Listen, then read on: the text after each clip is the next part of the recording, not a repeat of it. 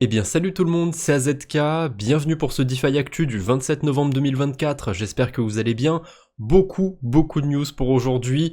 J'ai remarqué qu'en début de semaine, en général, il y avait beaucoup plus de news qui tombaient. On commence par un truc que j'ai pas vu beaucoup sur les réseaux sociaux, mais on a un nouvel ATH sur la quantité de stablecoins en circulation. Aujourd'hui, on n'a jamais connu autant de stablecoins en circulation. C'est pas un truc qui est synonyme de bull run, mais ça veut dire en tout cas qu'il y a des liquidités qui rentrent sur le marché et c'est quand même plutôt bon signe. En tout cas, on a Tether qui pèse 70% sur le game des stablecoins. 7 stablecoins sur 10, ça veut dire c'est un USDT, c'est complètement dingue. Et depuis un mois, ils impriment des USDT à foison, plus de 10 milliards là sur le dernier mois. Depuis début novembre, c'est en train d'exploser en fait la quantité de nouveaux USDT en circulation. Là, ils sont déjà à plus de 130 milliards de market cap. À ce rythme-là, ils peuvent même atteindre les 150 milliards de market cap avant la fin de l'année. Bref, c'est complètement fou ce qui se passe du côté de l'USDT en particulier. Ça monte aussi du côté de l'USDC, du côté d'autres stablecoins. Mais voilà, l'USDT, il est juste écrasant, c'est complètement abusé. À côté de ça, toujours Michael Saylor qui nous fait du Michael Saylor. Là, ça devient assez zinzin. MicroStrategy a acquis 55 500 BTC pour 5,4 milliards de dollars avec un prix moyen de quasiment 98 000 dollars par bitcoin. Ouais, c'est pas un petit buy the dip, de toute façon c'était même pas un dip, c'était même pas un petit achat, là c'était vraiment un gros achat. On a le graphique de l'accumulation de BTC par MicroStrategy. Voilà, sur fin 2024, le graphique il explose en fait, ça monte en flèche. Et le truc qui est intéressant, c'est que depuis ce début d'année, depuis janvier 2024, la quantité de bitcoin que détient MicroStrategy a doublé. C'est complètement fou, il continue d'accumuler malgré que le prix augmente, malgré que la hype s'intensifie. Donc on verra comment ça va se passer. Il y a aussi Asher qui a fait un post autour de ça, je l'ai pas pris dans les news parce que j'avais déjà beaucoup de choses, mais je vais l'aborder vite fait. En gros, Michael Saylor maintenant il a moins de 50% des parts de MicroStrategy, donc il peut plus décider de 100% des choses qui vont se faire chez MicroStrategy, sauf que il a genre 49% des parts. Donc autant vous dire que faudrait que tout le monde à part lui ne soit pas de son avis pour que il ne choisisse pas ce qui va se passer sur MicroStrategy. Donc c'est pas tout de suite que MicroStrategy va commencer à vendre du BTC ou quoi, ça pourrait arriver plus tard, mais pour l'instant c'est clairement pas prévu. On a une enquête qui est sortie autour de Satoshi Nakamoto, a priori il aurait revendu secrètement une partie de ses BTC. Alors c'est une théorie, moi je lui accorde pas trop de crédit parce que la société derrière cette théorie, ils ont pas l'air d'être très connus, a priori ils font quand même des choses depuis 2020-2021, j'ai essayé de creuser un petit peu, mais je sais pas, j'ai l'impression qu'ils essayent de faire parler un petit peu d'eux, qu'ils essayent peut-être de mettre en lumière un groupe Telegram un peu curieux. En tout cas, l'enquête elle porterait autour d'adresses qui ont été créées en 2010, quelques adresses qui détenaient chacune 50 bitcoins et qui ont commencé des transferts en 2019. Si je dois donner le fond de ma pensée sur ça, je pense pas que ce soit Satoshi derrière ces transferts, parce qu'à mon avis Satoshi n'est plus sur la surface de la Terre depuis avant 2019. J'ai du mal à croire que Satoshi soit encore en vie aujourd'hui. Mais bon, de toute façon, on saura sûrement jamais qui c'était, s'il est encore en vie ou pas. C'est un truc qui revient souvent chez l'homme, avec un grand H, mais dès qu'on a une question sans réponse, on essaye d'inventer des théories, d'inventer des croyances. L'homme a toujours fonctionné de cette manière, donc ça me choque pas qu'il y ait des gens qui essayent de faire leur petite théorie, tout ça, mais j'y crois pas trop à cette théorie. On enchaîne toujours autour de BTC avec Lombard et Babylon, qui font un partenariat avec Sui pour amener du Bitcoin directement, nativement sur la blockchain Sui. Alors quand je dis nativement, c'est une version bridgée, bien évidemment, mais on va avoir a priori dans quelques semaines, quelques mois, je sais pas exactement s'ils ont prévu une roadmap autour de ça, mais bientôt, on aura du LBTC sur la blockchain Sui. C'est quand même plutôt bullish je trouve pour l'écosystème Sui parce que on n'est pas sur des petits protocoles, c'est des protocoles qui intéressent pas mal de monde. Assez curieux qu'ils aient fait un partenariat avec Sui directement, mais pourquoi pas, j'ai envie de vous dire, on a déjà des solutions adverses qui apparaissent sur Aptos, donc pourquoi pas sur Sui. On a deux petits posts autour des mêmes coins avec des avis complètement différents. D'abord, on a le poste de Mourad. Bon, si vous suivez un petit peu l'actualité, vous avez forcément entendu parler du bonhomme, hein, c'est le gars avec ses cheveux longs qui ressemble un petit peu au John Wick version Wish. Tiens, au John Wish on pourrait dire. Et c'est quelqu'un qui est pro memecoin en ce moment. Voilà, c'est lui qui a amené un petit peu la notion de culte. Tout le monde vous parle de culte. Ouais, c'est plus des memecoins, c'est des cultes, blablabla. Et en gros, il a fait un post pour dire que ça sert à rien de perdre trop de temps, identifier des memecoins de qualité, trouver une baisse et ensuite acheter et garder-le pendant une année. Alors c'est vraiment un tuto simple sur le papier, mais qu'est-ce qui te fait identifier des memecoins de qualité? C'est quoi un memecoin de qualité? Est-ce qu'il y a vraiment des memecoins de qualité? J'ai l'impression que c'est des mots qui s'opposent un petit peu. Est-ce que c'est une bonne idée de détenir un memecoin pendant plus d'un an? À mon avis, non. Je me pose souvent cette question, mais dans un an, est-ce que dans mon portefeuille j'ai envie d'avoir des coins avec des têtes de chien, avec d'autres conneries comme ça, ou alors est-ce que je veux du Bitcoin, de l'Ether, des stables, allez, éventuellement du Solana dans mon portefeuille? Je choisis vite ce que j'ai envie d'avoir au bout d'un an, c'est pas des tokens à tête de chien. Donc chacun a son opinion, vous avez le droit de croire en certains memecoins, de croire en ces notions de culte, bien évidemment. Il y en a même certains qui disent que Bitcoin, il y a un culte derrière. Certes, il y a un aspect limite religieux chez certaines personnes, mais Bitcoin, faut pas oublier qu'il y a une vraie tech derrière, il y a plein de choses qui sont derrière, alors que les memecoins, il y en a beaucoup, c'est juste des trucs qui ont été lancés par un random sur PumpFun. Donc quand je vois des gens comparer des memecoins sur la notion de culte avec Bitcoin, j'ai vraiment envie de me tirer une balle des fois, enfin bref, ça c'est un débat à part. J'ai un avis sur les memecoins, j'ai du mal à y croire sur le long terme. Alors oui, il y en a certains qui reviennent, Dogecoin a très bien performé, mais il a pas encore fait de nouvelle ATH par exemple, par rapport à 2021. Donc j'ai du mal à croire que détenir vraiment des memecoins comme ça sur du long terme c'est une bonne idée. Alors peut-être que en acheter certains en bear market après des grosses baisses, après des moins 90, moins 95%, peut-être même plus parce qu'on parle quand même de memecoin, peut-être qu'il y en a certains qui vont se relever, mais je sais pas, c'est pas le genre de pari que j'ai envie de prendre, et en ce moment je sens que dans cette bulle des memecoins, il y a beaucoup d'arrogance, il y a beaucoup de gens qui sont pas humbles du tout, donc c'est personnel, mais je commence quand même à me dire que c'est peut-être pas la niche sur laquelle il faut s'intéresser le plus. Voilà, je trouve qu'il y a trop d'arrogance autour de tout ça. D'ailleurs, on a Sizi qui a fait un post aussi autour des memecoins, qui va évidemment plus dans mon sens, donc forcément, hein, les biais cognitifs, vous connaissez, j'ai envie de donner plus de crédit à ce post, parce que forcément, il va dans mon sens. Je peux me tromper, peut-être que je rate complètement ces notions de culte, que je veux pas y croire et que je vais passer à côté de quelque chose. C'est pas grave, hein, tant pis. Donc Sizi, il dit qu'il n'est pas contre les mèmes, je suis pas contre non plus, mais comme dit Sizi, les memecoins deviennent un petit peu bizarres maintenant. Allez, et si on construisait de réelles applications sur la blockchain? Je suis complètement d'accord avec lui, on commence à faire le tour un petit peu des memecoins, hein. En 2021, on a eu exactement la même chose. Ce qui me termine, c'est que les gens, ils voient des choses passer sur ce cycle, ils ont l'impression que ça ne s'est jamais produit avant, alors qu'en 2021, c'était pareil. Dès qu'Elon Musk faisait un tweet ou quoi que ce soit, il y avait des bots qui snipaient certains mots et qui allaient acheter certains coins. C'est pas nouveau, ça, en fait, ça existait déjà en 2022, peut-être même 2021. Voilà, à chaque fois qu'on a un truc qui sort un petit peu de l'ordinaire, il y a un memecoin qui est créé. Pareil, hein, ça existait déjà en 2021, rien de nouveau dans tout ça. Donc oui, là, la hype s'est un peu intensifiée parce qu'on a des outils qui sont très mainstream, on pourrait dire. Hein. Pump.fun, c'est quand même vachement simple à utiliser pour lancer un coin, en tout cas plus simple que les outils qu'on avait auparavant. Mais c'est normal, plus on avance dans le temps, plus on a des outils qui deviennent mainstream, qui deviennent simples à utiliser pour le commun des mortels. Enfin voilà. Ça conclut la petite page memecoin, les actus du jour vont être assez longues comme ça, donc je vais essayer d'enchaîner un petit peu plus vite, désolé. On a Starknet qui devient le premier layer 2 à lancer une fonctionnalité de staking sur son réseau. Alors c'est un réel staking où on peut staker, donc mettre en gage des tokens Starknet pour participer à la sécurisation du réseau. Alors pour être un validateur, il faut au moins 20 000 tokens Starknet.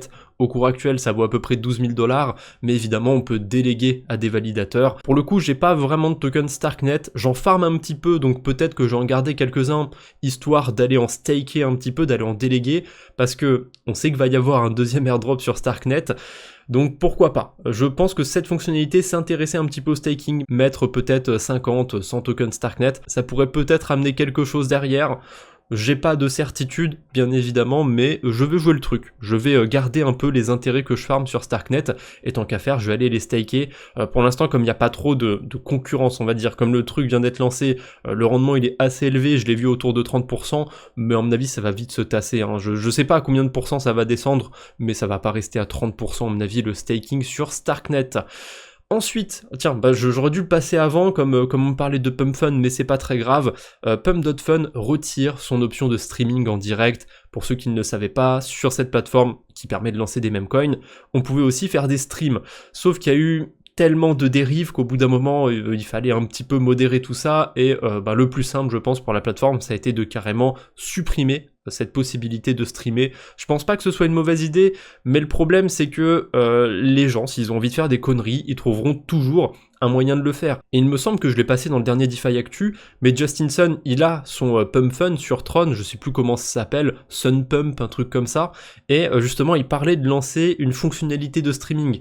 Donc c'est pas grave, si ce sera plus disponible sur Solana, ce sera disponible sur Tron, les gens iront faire des conneries là-bas. Tiens, tant qu'on parle de Justin Sun, Justin Sun, il nous a fait un petit coup sympathique, vous allez voir. J'ai vu pas mal de monde relayer le fait que World Liberty Finance, donc le projet affilié à Trump, c'est pas Trump qui est derrière directement, hein, il a juste foutu son blast dessus, ça va pas beaucoup plus loin. Donc le projet affilié à Trump est honoré d'accueillir Justin Sun comme conseiller pour le projet. Évidemment, ça a beaucoup fait parler, hein, Justin Sun, c'est quelqu'un de pas toujours bien vu dans l'écosystème, mais le plus hilarant, et ça personne ne l'a relayé, ou en tout cas je l'ai pas vu, mais a priori Justin Sun, il a foutu des sous sur World Liberty Finance, parce que comme par hasard, le projet World Liberty Finance a reçu 30 millions de dollars de la part de TronDAO. La blockchain de Justin Sun. Voilà, difficile de dire du coup que c'est pas Justin qui est derrière ça, donc il a plus ou moins acheté sa place de conseiller. C'est toujours la même chose avec Justin Sun, hein. En général, à chaque fois qu'il est nommé quelque part, c'est qu'il a foutu des sous derrière. Qu'est-ce que vous voulez que je vous dise, hein, Justin Sun continue de faire du Justin Sun aussi. Et c'est le bon moment pour enchaîner avec les levées de fonds. Il n'y a pas eu une mauvaise nouvelle ces derniers jours. En tout cas, j'ai pas vu de hack, j'ai pas vu de mauvaises choses passer. Donc c'est pas plus mal, on va pas s'en plaindre. Dans les levées de fonds, on a Talus, une blockchain de Layer 1 pour les agents d'intelligence artificielle. J'ai pas encore creusé ce concept, j'ai pas bien compris, mais de ce que j'ai cru comprendre, les agents IA, c'est des sortes de programmes, de protocoles qui pour l'instant sont généralement liés à des tokens et qui vont automatiquement aller faire certaines interactions sur la DeFi. Faudrait que je creuse un petit peu si j'ai le temps, mais je sais pas. Les vibes IA et crypto, j'ai du mal, c'est pas trop mon truc, donc encore une fois, peut-être que je passe à côté de quelque chose, c'est comme les mêmes coins. Il y en a pour tous les goûts, de toute façon, sur la crypto, sur la DeFi. Donc si ça vous intéresse énormément, les agents IA, parlez-en moi un petit peu dans les commentaires que je comprenne.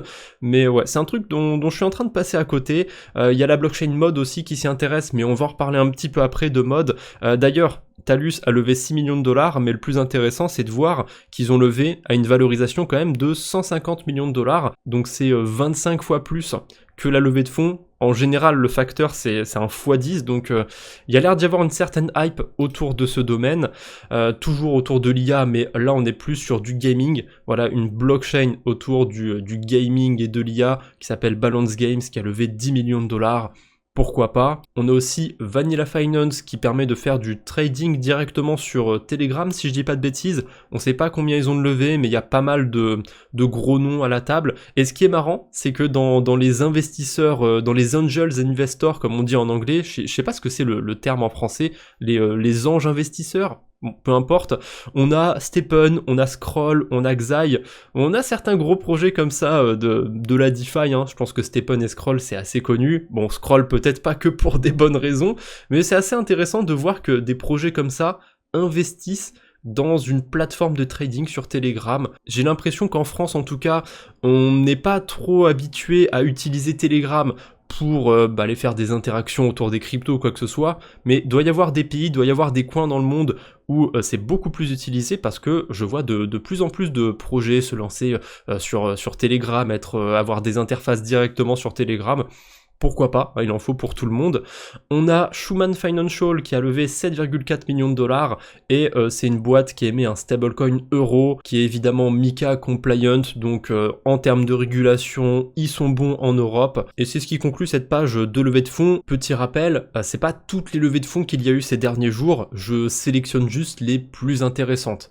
Allez, sur ce, après les levées de fonds, on enchaîne avec la petite minute DeFi qui dure jamais une minute, mais c'est pas très grave, c'est quelques actus qui méritent pas qu'on s'attarde plus que ça dessus, mais qui méritent quand même qu'on en parle un petit peu. Alors tout d'abord, on a du neuf du côté de Tapioca. Bon, Tapioca, il y a eu un hack dessus, j'avais déjà parlé plusieurs fois des updates.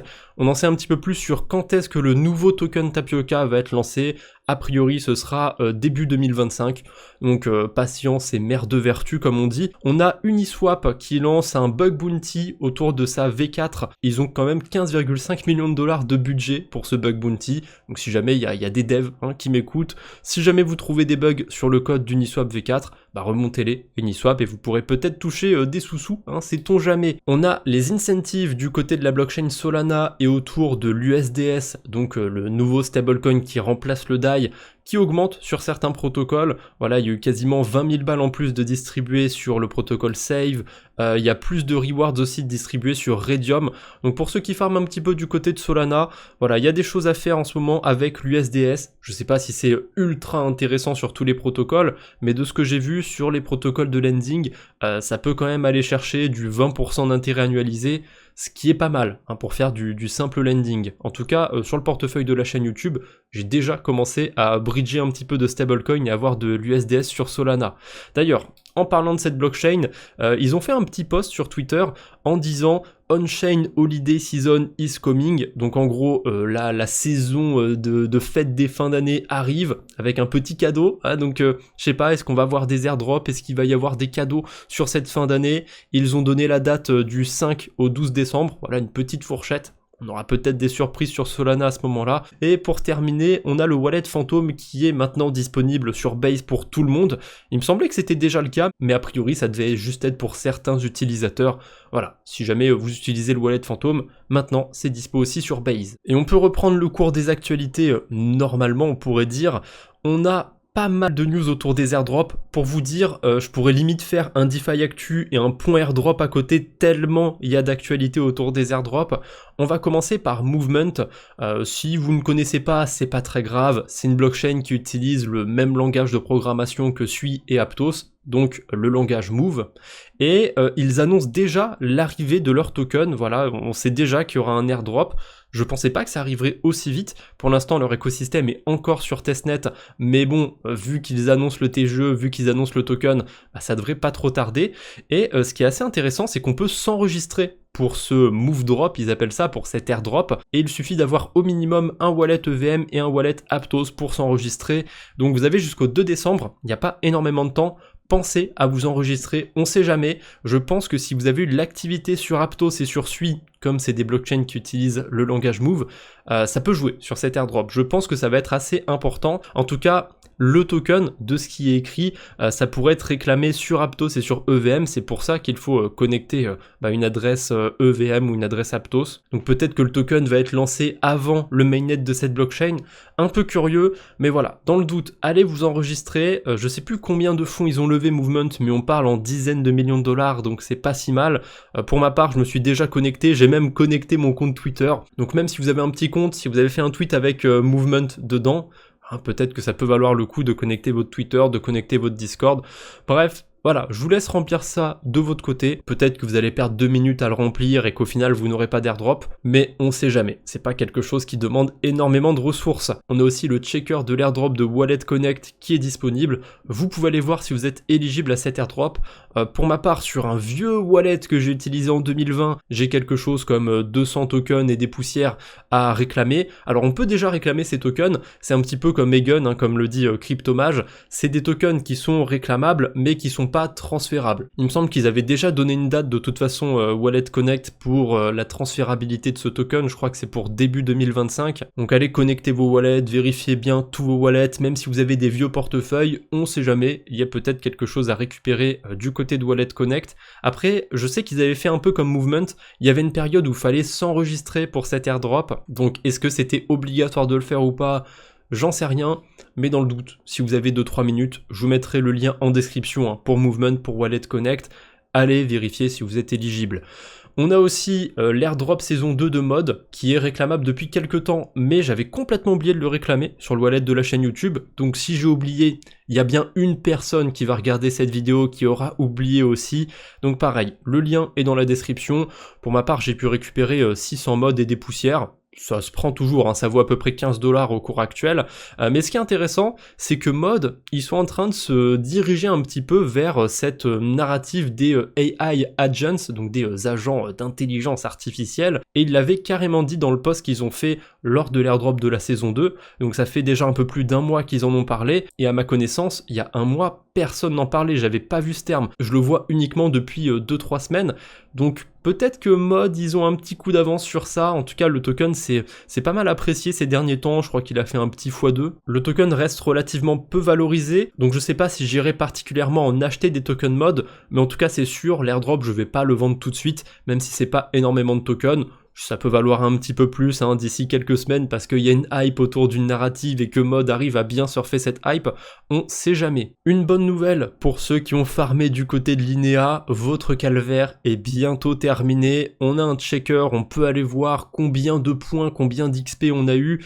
Alors pour ma part, je suis un peu déçu, j'ai 0, j'ai pas d'XP sur le wallet de la chaîne YouTube, je sais pas si c'est un bug, parce qu'il me semble quand même avoir déjà eu des LXP, il me semble que j'en ai sur le portefeuille, on verra ce que ça donnera, de toute façon, je suis complètement passé à côté de l'INEA, j'ai pas voulu le farmer parce que j'aimais pas, en fait, les quêtes qu'il y avait sur l'INEA, je les trouvais chiantes, vraiment je me suis pas du tout intéressé à cet écosystème, peut-être un tort, peut-être pas, le token risque d'arriver pour début 2025, en tout cas c'est ce qui est prévu, on en reparlera d'ici là, ça reste évident, l'INEA c'est un gros écosystème, mais ce sera pour plus tard. On a le checker aussi du côté de Suiland qui est disponible, vous pouvez voir pour l'instant combien de tokens vous pouvez avoir, et ce qui est assez curieux, c'est qu'ils n'ont pas encore pris de snapshot pour les différentes collections de NFT sur Sui, donc sur certains points il y a encore moyen de se positionner sur cet airdrop, mais à mon avis ça vaudra pas le coup d'aller se positionner sur certaines collections, d'aller acheter certains NFT, je pense pas que ce soit rentable. Pour l'instant le token se trade en pré-market, et de ce que j'avais vu il était autour de 1,60 $. Pour me donner une estimation plutôt neutre, je dirais qu'il vaut mieux diviser ce prix potentiel par 2 pour estimer la valeur de l'airdrop qu'on pourrait avoir. Donc en gros, sur le checker, si vous avez 100 tokens send, imaginez que ça vaille à peu près 80 centimes, 1 $ au lancement, et ça vous donnerait à peu près la valeur de cet airdrop. Pour un protocole de lending, de ce que j'ai vu des allocations des gens, ça a pas l'air si mal. En tout cas, ça a l'air mieux que ce qu'on a eu sur Scallop en début d'année sur la blockchain Sui, mais c'est pas non plus l'airdrop de l'année. N'ayez pas non plus des attentes démesurées autour de Suiland. Un autre airdrop encore qui est tombé il y a pas très longtemps, c'est du côté de Zircuit. Il me semble qu'on pouvait réclamer les tokens depuis un moment, sauf que c'était comme Eigenlayer, voilà, les tokens n'étaient pas tradables, n'étaient pas transférables. Et bien depuis le 25 novembre, ils sont transférables. Donc si vous avez farmé du côté de Zircuit, ça y est, vous pouvez enfin dumper vos tokens ou aller les staker ou peu importe, je suppose qu'il y a des trucs à faire autour de ce token. On a aussi un petit airdrop du côté de Superform Labs. Je suppose que c'est un petit peu comme Jupiter. Pour rappel, Jupiter, ils avaient d'abord lancé un meme-coin et ensuite ils ont lancé leur token. Là, Superform, ils font la même chose. Ils viennent de lancer un meme-coin qui s'appelle Piggy. Attention, il vaut que dalle. Très clairement, il vaut pas grand-chose. Il y a assez peu de liquidité en plus autour du token. Donc il y a des chances que vous réclamiez les tokens mais que ça ne vaille que dalle, à part si vous avez farmé comme un gros porc, c'est le cas de le dire, sur Superform. Et je crois que c'est le dernier truc autour des airdrops. Je suis tombé sur ça par hasard. On a une plateforme de streaming qui se lance en ce moment. Il y a un système à points. Voilà, si vous streamez sur la plateforme, vous pouvez accumuler des points. Et j'ai vu aussi qu'il y avait des récompenses en tokens Solana et compagnie. Donc peut-être qu'il y a des trucs intéressants à faire de ce côté-là. Après, des concurrents à Twitch, on va dire, sur la blockchain, on en a vu plein. Le plus gros, je crois que c'est Theta, et on a Livepeer aussi. Est-ce que vous avez déjà regardé un stream sur Theta ou sur Livepeer? Je suis pas sûr.